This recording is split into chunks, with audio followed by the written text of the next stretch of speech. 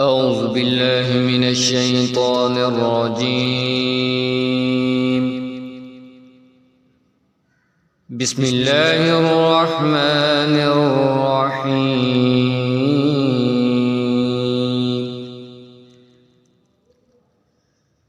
ألم تر كيف فعل ربك بأصحاب الفيل؟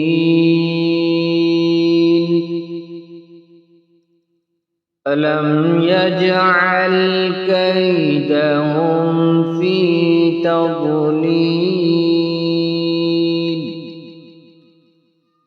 وأرسل عليهم طيرا أبابيل ترميهم بحجارة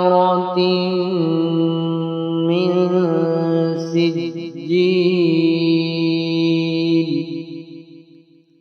فجعلهم كعصف